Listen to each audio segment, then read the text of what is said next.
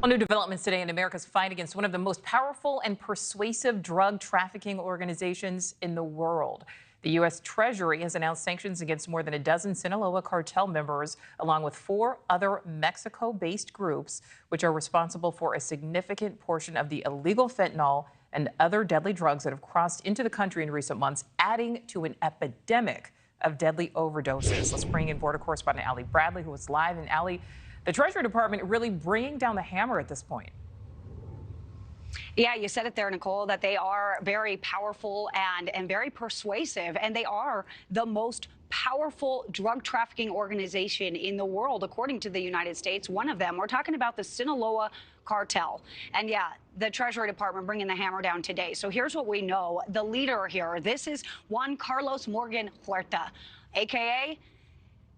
Cacayo. That is short for Coco here. Now, he is the big dog here. He's the plaza boss for the Sinaloa Cartel in Nogales, Sonora. That's just on the other side of the border of the southeast corner of the state here. So not only does he manage cartel operations over there, but he also oversees the trafficking of drugs like fentanyl from Mexico into the United States using tractor trailers or other methods of concealment. But CBP is trying to fight that. The agency has tripled their screening capacity with a new X-ray portal. They were only able to screen about 12% of cargo vehicles, but I'm told now they are well on their way to surpass their goal of 35% of the cargo traffic at the ports. But the port in Nogales, that's a prolific one. That's where the majority of fentanyl was seized last fiscal year. Over 45 million pills were stopped at that port of entry.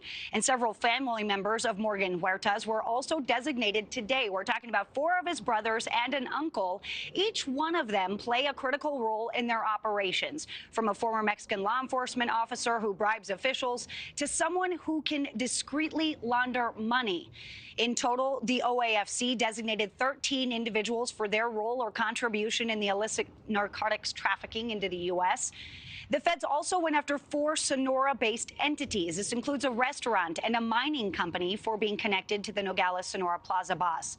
Now, the impacts of what is happening are reaching across the nation here. Northeastern states, as well as many others, we've been talking about this here at NewsNation.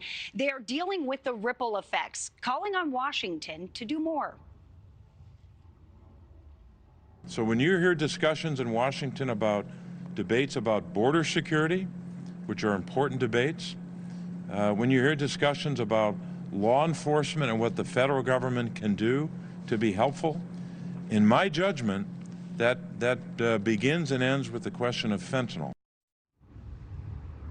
Now, as far as what these sanctions really are going to do, Nichole, that's still a little bit unclear, but we do know that the White House is set to meet with both Mexico and Canada and talk about collaborative efforts and the progress that's being made. Nichole. All right, Ali Bradley live for us. Thank you. Thank you for watching. Go to newsnationnow.com to find News Nation on your television provider. And don't forget to click the red subscribe button below to get more of News Nation's fact-driven, unbiased coverage.